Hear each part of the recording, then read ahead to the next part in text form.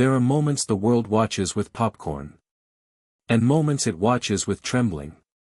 This was no debate. This was a divine confrontation dressed as an interview. The lights were clinical. The stage, minimal. But the air. It was swollen with ego, tension, and something ancient that had no name. He came to dismantle belief with syllables sharpened by doubt. Lorenzo Bellini, best-selling author of Faith is a Lie, king of intellectual takedowns, master of the smirk. He didn't come for dialogue. He came to bury a pope in front of a digital Colosseum. And yet, opposite him sat a man in white. Not trembling. Not defensive. But still. So still, the cameras forgot to cut. Pope Leo XIV did not blink when the insult came. He did not shift. He did not raise his voice. But what he said next wasn't just a rebuttal. It was an unmasking. And for a split second, the man who mocked the heavens looked like he forgot how to breathe. This wasn't about belief anymore. It became about truth. And how it sounds when spoken without fear. Before we go any further, tell us, where are you watching from? Let the world know where truth found you today. Subscribe to God's message for souls, not because it's dramatic, but because truth like this still shakes the proud. He had once been called Father Robert. A name spoken in jungles, whispered in war zones, scribbled into hospital walls by dying hands. Long before he became Pope Leo XIV, he was a man who walked where doctrine couldn't reach, where theology had to bleed to be believed. He had no appetite for applause. No taste for political finesse. He was not the kind of priest who moved up through favors. He moved through ashes, holding the bodies of bombed-out babies in Aleppo, delivering last rites in abandoned villages where no camera ever followed. He preached with hands, not microphones. He listened more than he spoke. And when he did speak, he left no one the same. He didn't campaign for the papacy. He tried to refuse it. But the conclave saw something the world hadn't yet seen, a man not consumed by the idea of leading the church, but utterly broken by the responsibility to protect it. And now, seated across from him, was a man who had built his empire mocking that very church. Lorenzo Bellini. A darling of the secular elite. Handsome, surgical with words, adored for his ability to corner faith leaders with smiling cruelty. He had turned YouTube into a cathedral of unbelief. His debates were clipped into soundbites that trended for days. He spoke not to learn, but to win. And tonight, he came not to engage, but to humiliate. The Vatican, under quiet protest, had agreed to the format. A 1-hour televised roundtable. No script. No questions provided beforehand. Just 2 chairs, 1 table, and millions of viewers across 5 continents. The studio had been constructed to appear neutral, gray walls, glass table, 2 microphones. But the pressure beneath the surface was anything but impartial. This was not just a conversation. It was a collision. Faith versus intellect. Ancient authority versus modern doubt. The last representative of apostolic succession versus the man who believed religion was a virus with good marketing. And yet, the tension did not rise from noise, but from stillness. The moment Pope Leo entered the room, a strange dissonance filled the air. He was smaller than Lorenzo. Slower. Dressed plainly. He moved like someone carrying a burden too sacred to set down. He didn't carry notes. He didn't shake hands. He simply nodded once and took his seat, as if the weight of truth needed no preparation. There was no opening statement. No jokes to ease the edge. Just 2 men. One with certainty sharpened by cynicism. The other with silence deepened by years of hearing what others never would. And as the red tally light on the camera lit up, it wasn't Lorenzo's voice that commanded the room. It was the presence of the one who had nothing to prove, and therefore, nothing to fear. Lorenzo adjusted the mic as if he needed to be louder than the silence. He smiled, not out of warmth, but precision. His first words were soft, almost gracious. Designed not to confront, but to disarm. Your Holiness, he began, folding his hands as if in prayer, I want to begin where so many people begin, and end, with suffering. A pause. Measured. Children die every day. Mothers bury them with prayers still wet on their lips. And God remains, silent. Does that silence not bother you? He didn't blink when he asked it. He wanted this opening to seem sincere, empathetic even. But beneath his voice was the cold intention of someone setting a trap. The Pope didn't look surprised. He didn't clear his throat. He simply nodded, slowly, as if acknowledging a grief that needed no preface. I have held mothers, he said, who whispered prayers not because they expected answers, but because silence was the only thing left that hadn't betrayed them. His voice was steady, not defensive, not poetic. Just true. I do not worship a God who prevents all suffering. I worship a God who refused to avoid it. The air changed slightly. Lorenzo shifted in his seat. Not noticeably, but enough. He was expecting an apology for belief, or at least a nervous detour. What he got was a man who had buried children and still believed in resurrection, not as an idea, but as a defiance. Lorenzo leaned in.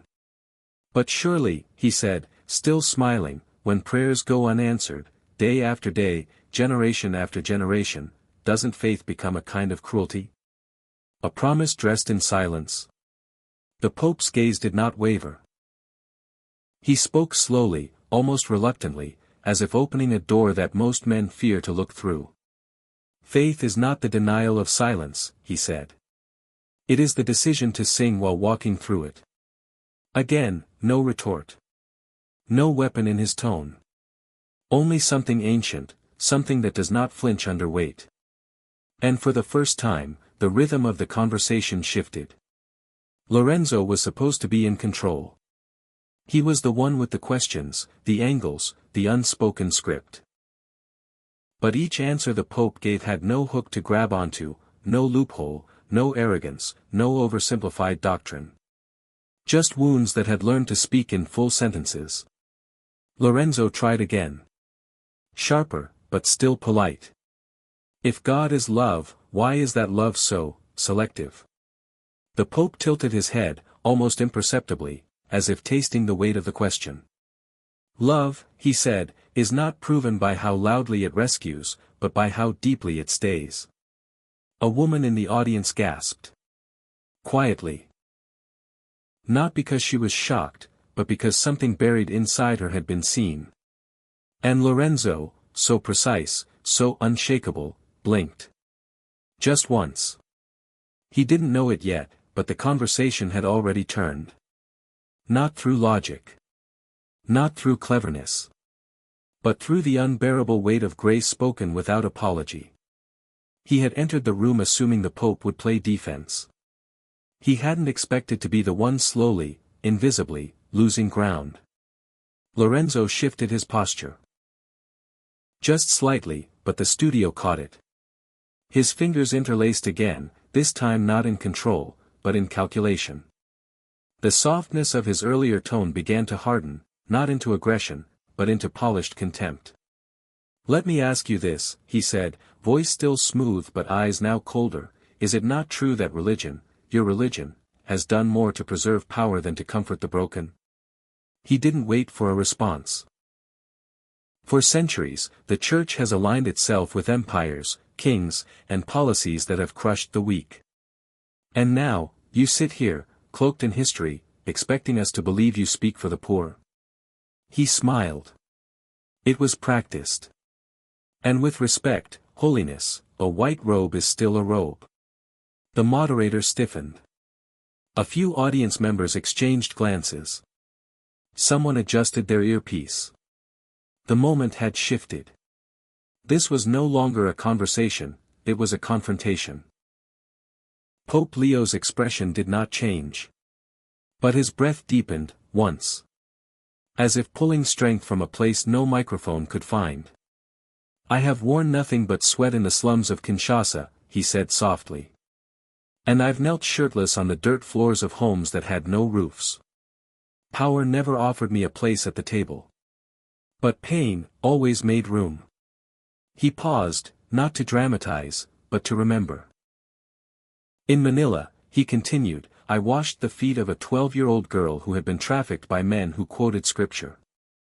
She didn't ask me about theology. She asked me if God still had eyes. Silence fell over the studio. Do you know what I told her? He looked not at Lorenzo, but into the dark space beyond the camera. I told her that God was not the one who did this. He was the only one who didn't look away. The room was still. No coughs. No shuffles.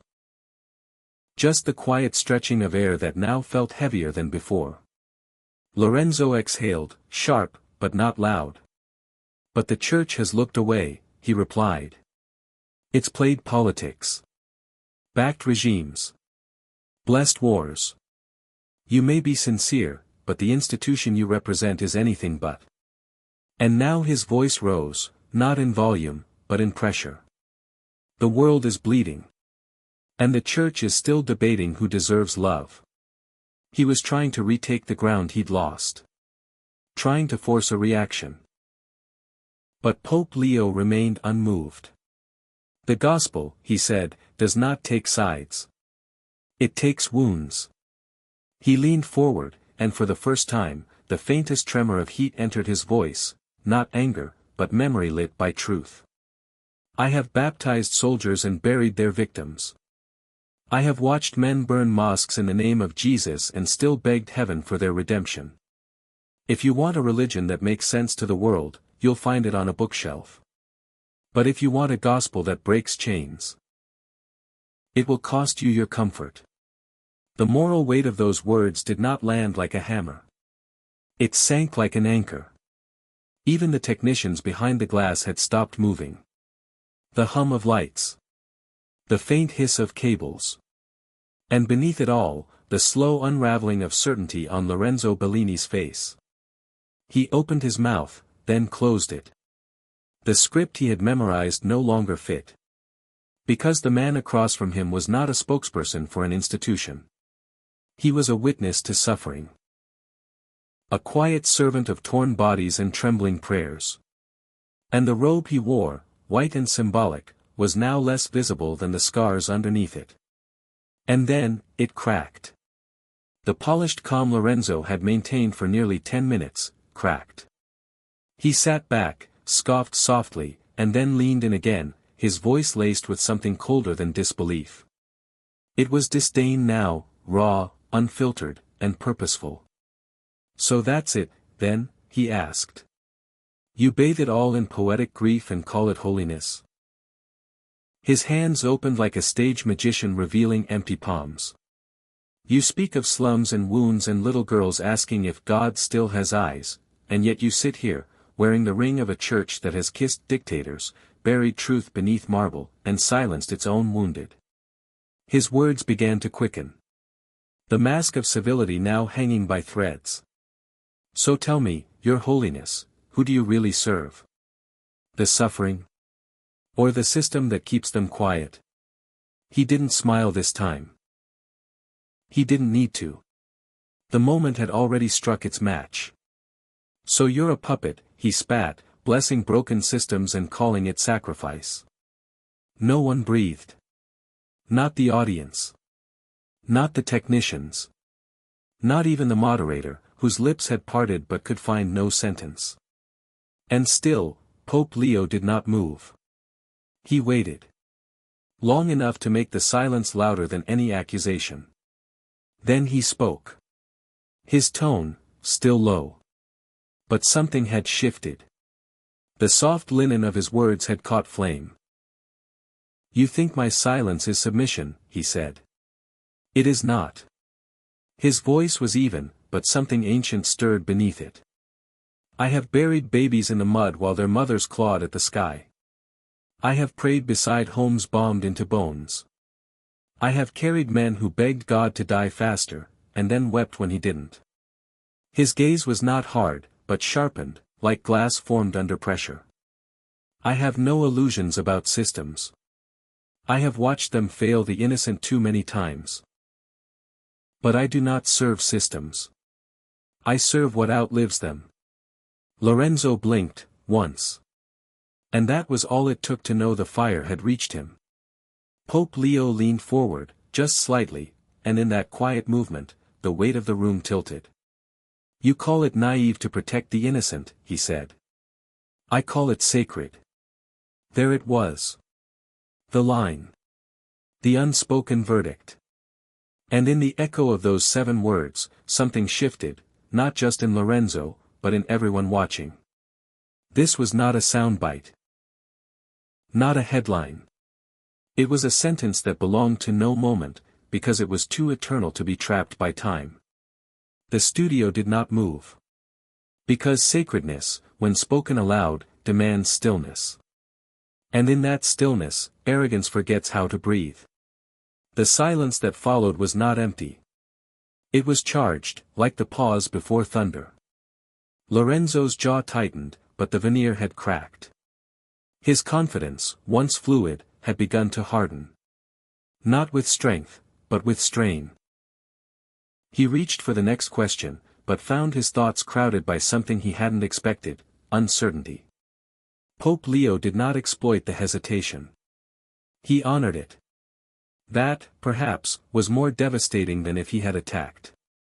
You believe love is control, the Pope said, because you have only seen love used that way.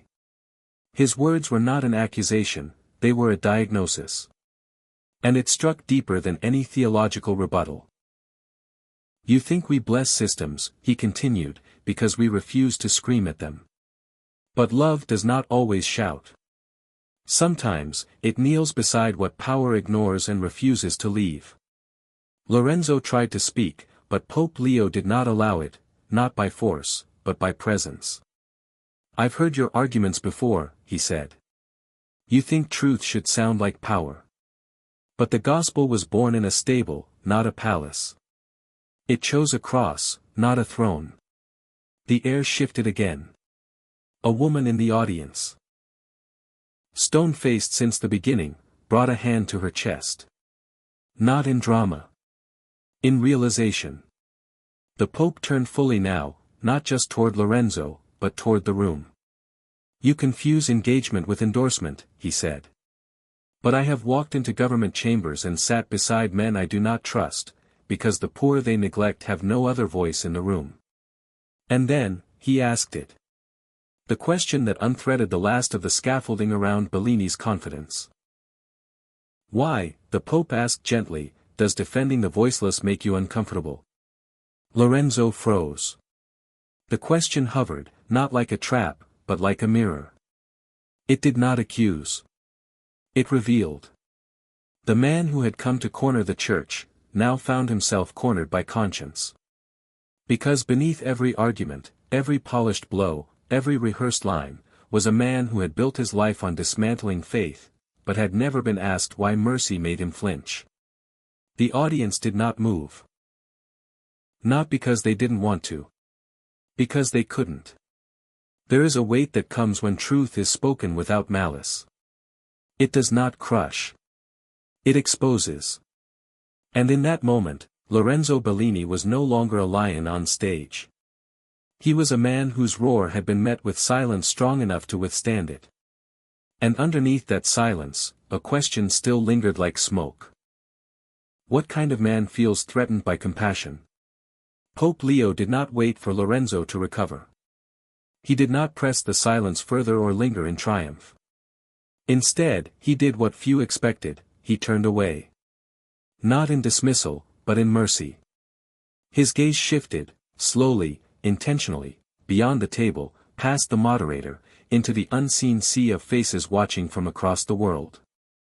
The camera found his eyes, and for a moment, the screen itself felt reverent. He spoke not to the stage, but to the human soul. We are not enemies, he said. We are not opponents in some eternal debate. We are brothers who have forgotten how to grieve together. His voice was no longer edged with heat. It carried something deeper now, grief braided with hope. We live in a world that argues louder than it listens. That posts before it prays. That mistakes cruelty for clarity and cynicism for intelligence.